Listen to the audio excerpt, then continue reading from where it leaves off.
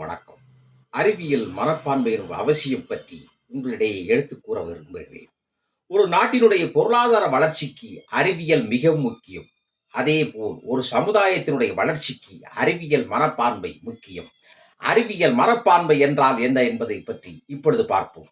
அறிவியல் மனப்பான்மை என்பது எப்பொருள் யார் யார் வாய் கேட்பினும் அப்பொருள் மெய்ப்பொருள் காண்பதறிவு என்று வள்ளுவ பெருந்தகை கூறியதை போன்று ஏன், எதற்கு, எப்படி என்று ஆராய்ந்து சிந்தித்து அறிவதுதான் அறிவியல் மனப்பான்மை ஆகும். நாம் ஏதோ ஒரு புதிதாக ஒரு விஞ்ஞானிகள் எதையாவது கண்டுபிடித்து விட்டார்கள் என்று சொன்னால் அதனை உடனடியாக இந்த விஞ்ஞான உலகம் ஏற்றுக்கொள்வதில்லை. அந்த கண்டுபிடிப்பினை அவர்கள் நிரூபித்து காட்டினார் மட்டும்தான் ஏற்றுக்கொள்கிறார்கள். இதுதான் அறிவியல் மனப்பான்மை.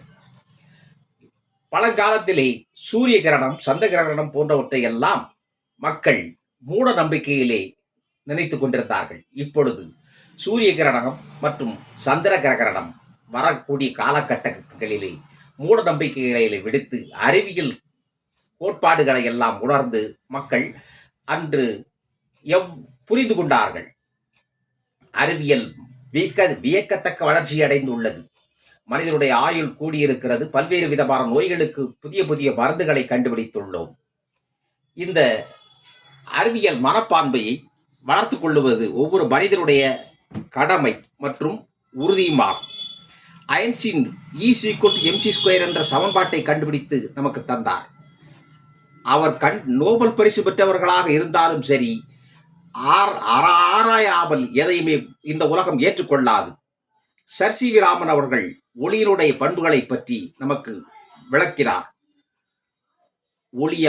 ஒளி என்பது ஒரு வகை ஆற்றலாகும். ஒளி எப்பொழுதுமே நேர்கோட்டில் மட்டும் தான் செல்லும். ஒவ்வொரு ஒளியில் உள்ள நிறங்களுக்கும் தனித்தனியாக அலைநீளம் உள்ளது. சிவப்பு நிறம் அதிக அலைநீளம் உடையது, ஊதா நிறம் குறைந்த அலைநீளம் உடையது. இந்த ஊதா நிறம் சிதறல் அடைவதால் காரணமாகத்தான் வானமும் இந்த கடலும் நீல நிறமாக இருக்கிறது என்பதை அவர் ஒளி சிதறல் என்ற கோட்பாட்டை கண்டுபிடித்ததன் காரணமாகத்தான் நோபல் பரிசினை வென்றிருந்தார். நாம் நாளுக்கு நாள் இந்த சமூக வலைத்தளங்களில் மக்கள் மூழ்கிக் கொண்டிருக்கிறார்கள். சுமார் 78 விழுக்காடுக்கு மேற்பட்ட மக்கள் சமூக வலைத்தளங்களிலே பின்னி பிணைந்து கொண்டிருக்கிறார்கள். இது அவர்களுக்கு மட்டுமல்ல, அந்த நேரத்தையும் வீணாக்குகிறது மட்டுமல்ல, உழைப்பையும் வீணாக்குகிறது. சமூக வலைத்தளங்களிலிருந்து நம்மை விடுவித்துக் கொள்ள வேண்டும். சரியானவற்றை மட்டுமே நாம் பின்பற்ற வேண்டும். போலி செய்திகளை என்றுமே நம்பக்கூடாது.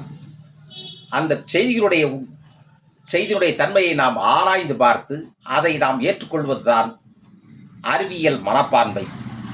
நம்முடைய முன்னோர்கள் அனைவருமே முட்டாள்கள் அல்ல.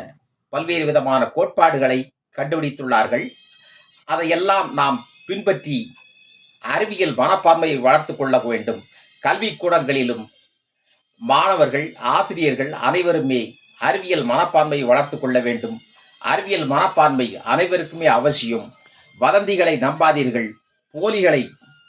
போலி செய்திகளை என்றுமே நாம் ஏற்றுக்கொள்ளக்கூடாது. எதையுமே ஆராய்ந்து அறிவியல் மனப்பான்மை வளர்த்துக் கொள்வோம். பேச வாய்ப்பளித்தமைக்கு நன்றி. வணக்கம்.